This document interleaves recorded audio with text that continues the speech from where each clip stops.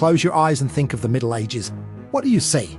Maybe it's a noble knight in shining armor rescuing a princess. Or perhaps it is a world of absolute darkness, where nobody took a bath. Everyone thought the earth was flat and life was just, well, mud. Wait, stop right there.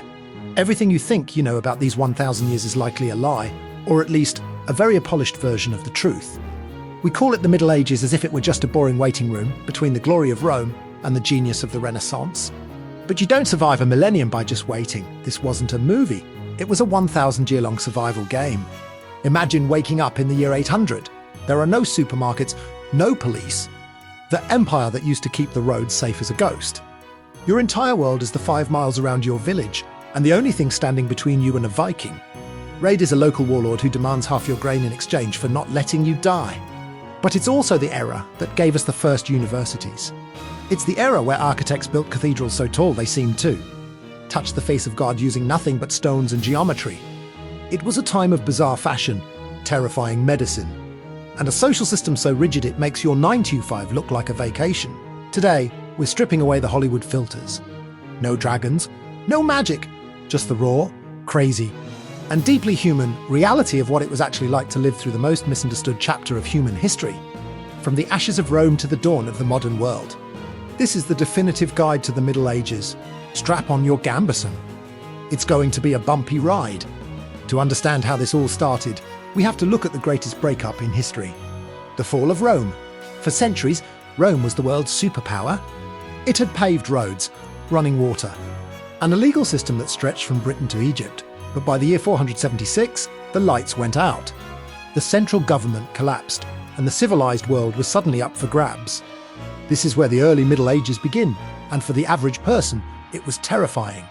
Imagine the internet, the power grid, and the government disappearing overnight. That is essentially what happened to Europe. The Roman infrastructure crumbled. Those famous roads, they became overgrown and infested with bandits. The great cities, people abandoned them because there was no way to bring in enough food to feed everyone. This period is often called the Dark Ages, not because people were stupid, but because we have so few written records from this time. It was a dark room in history.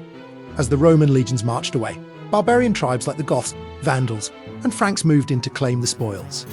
But these weren't just mindless invaders. They were people looking for a place to settle, and they brought a completely different way of life. The concept of being a citizen died. It was replaced by a new, much more personal rule: might makes right. If you were a farmer, you no longer looked to a distant emperor for help. You looked to the guy with the biggest horse and the sharpest sword in your neighborhood. You told him, if you keep me from being slaughtered by the next raiding party, I will give you my crops, my labor, and my loyalty. This was the birth of the feudal system. Born out of a desperate need for security in a world that had become a permanent war zone, there was no France or England yet. There were only fragmented territories, local warlords, and a lot of people just trying to make it to next Tuesday. Life became local, small, isolated. If you were born in a village, you likely died within 10 miles of where you took your first breath. But amidst this chaos, a new power was rising from the ruins of Rome. It didn't carry a sword, but it held the keys to something even more powerful: the human soul. The church was about to become the only glue holding a broken continent together, turning these scattered barbarian kingdoms into what we would eventually call Christendom. By the time we hit the year 900, the dust of Rome's collapse had settled, and a new social blueprint was locked into place. This is what historians call the High Middle Ages, but for the people living it, it was simply the Great Contract. Society was sliced into 3 very specific layers. And unless you were a miracle worker, you stayed in the layer you were born into. At the top, you had the bellators, those who fight. These were the nobles and knights. Their entire existence was dedicated to the art of violence. But being a knight wasn't just about chivalry and shiny capes. It was a massive financial burden. A full set of mail armor and a warhorse cost the equivalent of a small private jet today. To pay for this, the nobility owned the land. They didn't work it. They just owned the dirt and everything that grew on it. Then you had the oratores, those who pray. This was the clergy. In a world where a simple infection or a bad harvest could end your life at 25, the church was your insurance policy for the afterlife. They were the only ones who could read and write, making them the ultimate gatekeepers of knowledge, law, and salvation. They weren't just religious leaders. They were the administrators of Western civilization. But the real engine of the Middle Ages was the third group, the labrators, those who work. This was 90% of the population. Most weren't slaves in the ancient sense, but they were servos, or serfs. They were legally tied to the land. If the land was sold to a new lord, you were sold with it, like the trees or the barn. The daily life of a serf was a brutal cycle governed by the sun and the seasons. In the spring, you ploughed. In the summer, you weeded. In autumn, harvested. And the winter, you just tried not to freeze. You lived in a one-room hut made of wattle and daub, essentially sticks and mud, which you shared with your family and, quite often, your livestock. Keeping your pig inside wasn't a choice. It was your most valuable possession, and it was the only thing keeping the room warm.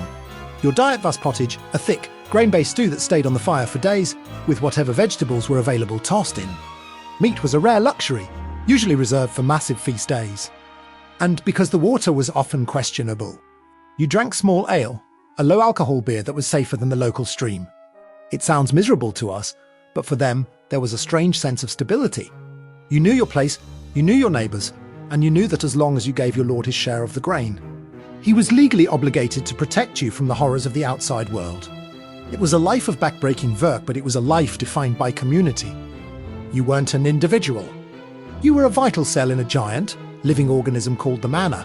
However, this quiet, isolated world was about to be shaken to its core by a call from the east that would change the map of the world forever. If you've made it this far, you're officially more dedicated to history than 90% of the people out there. You've just survived the fall of an empire and the birth of a new social order, so you definitely deserve a medal, or at least a spot in our guild. Go ahead and hit that like button to help this video reach more curious minds. It's the best way to support the channel and keep these deep dives coming. And if you're new here, make sure to subscribe and turn on notifications so you never miss a journey into the past. By the way, if you're watching this on your TV, you don't even have to get up from your throne. Just point your phone's camera at the QR code right here on the screen. It'll take you straight to our page where you can join the medieval crazy history community in just one tap. Now, grab your sword and your prayer book, because the world is about to get much, much bigger. Let's head into the heart of the Middle Ages. In this world of mud and muscle, there was one thing far more powerful than any king, the church. If the king owned your body, the church owned your soul. To a person in the Middle Ages, the spiritual world wasn't a metaphor, it was a physical reality. Heaven and hell were just as real as the village well, and the church held the only map to get you to the right one. The church was the centre of everything. The bells of the local parish didn't just tell the time. They told you when to wake up, when to work, and when to pray. It was the only place where a peasant could see art, hear music, or experience something grander than their own field. Every major milestone, birth, marriage, death, happened under its roof. Because of this, the church became the wealthiest and most powerful corporation in history. They owned nearly a third of all the land in Europe. They had their own laws, their own courts, and their own taxes, called the tithe, where every person had to give 10% of their income or crops just for the privilege of existing in a Christian land. But the church wasn't just about gold and power. It was the internet of the medieval world. Monasteries were the data centres of the age. While the rest of the world was fighting, monks were tucked away in stone rooms, meticulously hand-copying every book they could find. They preserved the works of the Greeks and Romans, they studied medicine, and they developed new ways to brew beer and grow crops.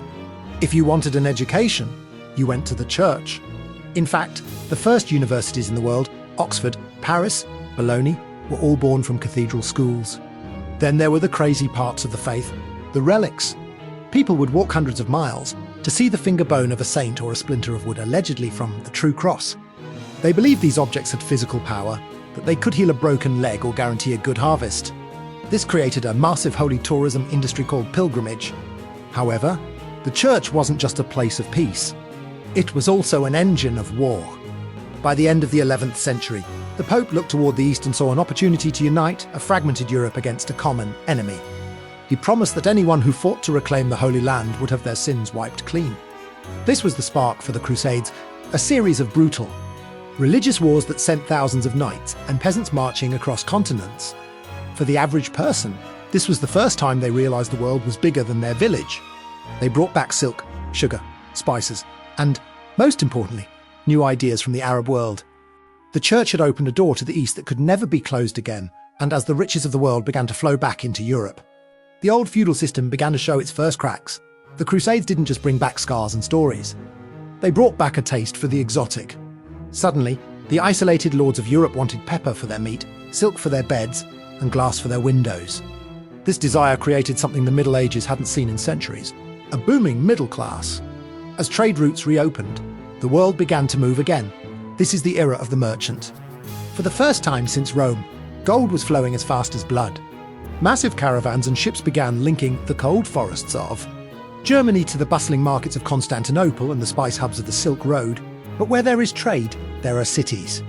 This period marks the rise of the burghs, fortified towns that acted as magnets for anyone looking to escape the drudgery of the farm. There was a famous saying at the time, "City air makes you free, legally." If a runaway serf could survive in a city for a year and a day without being caught by his lord, he was a free man. Inside these walls, a new kind of power was brewing, the guilds. These were like the unions of the medieval world, but with much more attitude. Whether you were a blacksmith, a weaver, or a baker, you belonged to a guild that set the prices, the quality standards, and the rules of your trade. They were the masters of their craft, and they were becoming so wealthy that they started challenging the old nobility for control. This was the golden age of the High Middle Ages. It's the time of the great Gothic cathedrals, architectural miracles that seem to defy gravity. Imagine being a peasant who has never seen a building taller than 2 stories. And suddenly you walk into a cathedral with stone ceilings 100 feet in the air and walls made of glowing stained glass. It was the medieval version of a 4K IMAX experience, but this expansion came at a price. The borders of Europe were shifting. This is when the legendary 100 Years' War began between England and France, a conflict that would drag on for generations and turn names like Joan of Arc into symbols of national identity. War was evolving, too. The age of the invincible knight in heavy armour was coming to an end. On the battlefields of Agincourt and Crécy, the longbow and the early gunpowder bombards proved that a well-trained peasant could take down a nobleman from 200 yards away. The social hierarchy was trembling. People were starting to realise that the old way of life, the king at the top, the peasant at the bottom, wasn't as permanent as they once thought. But just as Europe was reaching this peak of wealth, art, and growth, nature decided to pull the rug out from under everyone. A shadow was creeping along the trade routes, hitching a ride on the very ships that brought the silk and spices. The greatest catastrophe in human history was about to arrive, and it didn't care if you were a king or a beggar. The world was booming, but it was also fragile. By the early 1300s, Europe had become a victim of its own success. The population had exploded, and every inch of farmable land was being used. Then, the climate shifted. A little ice age began, bringing years of constant rain and freezing winters. Crops rotted in the fields, and the Great Famine took hold, killing millions and weakening the immune systems of those who survived. Europe was a tinderbox, and in 1347, the spark arrived. It came from the east, carried by flea-infested rats on merchant ships. We know it as the Black Death. This wasn't just a bad flu, it was an apocalyptic nightmare. Within weeks of the first ships docking in Sicily, the plague was tearing through the continent like a wildfire. It was a biological monster that moved faster than people could flee. The symptoms were horrific, painful. Grape-sized swellings called buboes in the armpits and groin, followed by black spots on the skin and a fever that literally cooked you from the inside out. Most people died within 3 days. In a world that didn't understand germs, people thought it was the end of the world. They thought the air itself was poisonous or that God had finally decided to delete humanity. Doctors, wearing those iconic bird-like masks filled with herbs to filter the air, were powerless. Priests died alongside their congregations. In the great cities like London and Paris, the death carts roamed the streets every night with the driver shouting, "Bring out your dead." When the dust finally settled a few years later, nearly 1/3 of Europe's population was gone. Some estimates say 25 million people were buried in mass graves. But here is a cray twist of history. The plague actually saved the common person. Before the Black Death, there were too many workers and not enough land. After the plague, the survivors found themselves in a world where they were suddenly very valuable. Lords were desperate for someone to harvest their crops, and the peasants realised they finally had the upper hand. They started demanding higher wages. They started moving to different villages for better benefits, when the kings tried to pass laws to freeze wages at pre-plague levels. The people didn't just complain, they revolted. From the peasants' revolt in England to the Jacquerie in France, the lower classes were finding their voice. The Black Death shattered the foundation of feudalism. The old world of stay in your place was dying. The trauma of the plague had taught people that life was short and unpredictable. They stopped looking only at the afterlife and started wondering how they could make their lives on Earth better. The Middle Ages were bleeding out, but in that struggle, the seeds of the modern world were being planted. Before we head into the final chapter of this thousand-year saga, let's take a quick breath. We've covered everything from the fall of Rome to the horrors of the Black Death. And it's clear the Middle Ages were a massive mosaic of different cultures and experiences. I want to know where our horde is watching from today. The Middle Ages shaped almost every corner of the globe in some way. So drop a comment down below and tell me, which part of the world or which city are you watching from? I love seeing how far these stories travel. Go ahead, leave your mark in the comments, and let's get ready for the grand finale. The world is about to change forever. By the mid-1400s, the world was vibrating with a tension that couldn't be ignored. The Middle Ages weren't just ending, they were being outgrown. The Oldweils, both literal and metaphorical, were starting crumble. The most symbolic moment of this collapse happened in 1453 at the gates of Constantinople. For over 1,000 years, this city had been the last living lung of the old Roman Empire. Its walls were thought to be indestructible. But the Ottoman Turks arrived with something the medieval world wasn't prepared for: massive cannons. When those walls fell to the power of gunpowder, the medieval era of knights and castles was officially buried under the rubble. The shockwaves sent Greek scholars fleeing into Europe, carrying with them ancient texts and knowledge that had been forgotten for centuries. But it wasn't just gunpowder changing the game. It was the information age of the 15th century. Around the same time those walls fell, Johannes Gutenberg was in Germany perfecting the printing press. Before this, a single book took months to write by hand and cost as much as a house. Suddenly, ideas could be mass-produced. You didn't have to be a priest or a nobleman to access knowledge. This was the true death blow to the church's monopoly on the human mind. People began to read, to question, and to look at the stars with a new kind of curiosity. As the land became crowded with new ideas, the great powers of Europe looked to the only place left to go, the horizon. In 1492, a Genoese explorer named Christopher Columbus, backed by the Spanish crown, sailed west.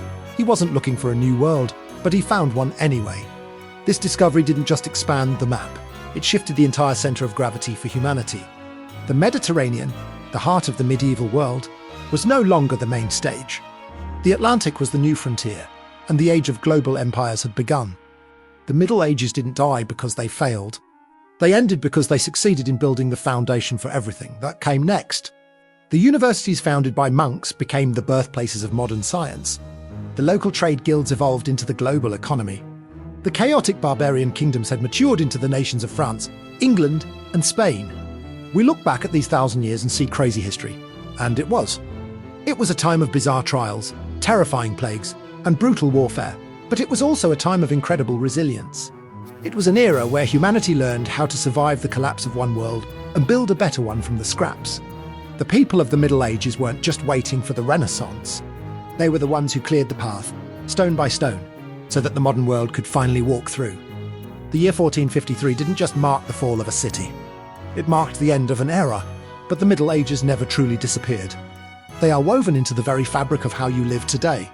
When you walk through the halls of a university, you are walking through a medieval invention. When you look at your family's surname, you are likely looking at a trade or a village established by a medieval ancestor. Our legal systems, our languages, and even the layout of our modern cities were born in that 1,000-year span of chaos. We often joke about the Dark Ages as if they were a mistake, a long night where humanity forgot how to be civilized. But the truth is much more impressive. The people of the Middle Ages were the ultimate survivors. They faced the collapse of civilization, the wrath of the plague, and the cold reality of a life with no safety net. And they didn't just survive, they built. They built the cathedrals that still dominate our skylines, the philosophy that shaped our ethics, and the cultural identity of the Western world. The Middle Ages were gritty, they were confusing, and they were undeniably crazy. But they were also the childhood of the modern world. They were the bridge between the ruins of the ancient past and the digital reality of today. History isn't just a list of dates and dead kings, it's the story of us. And for 1,000 years, against all odds, humanity kept the fire burning through the wind and the rain of the medieval night. This was the reality of the Middle Ages. Thank you for walking through history with us.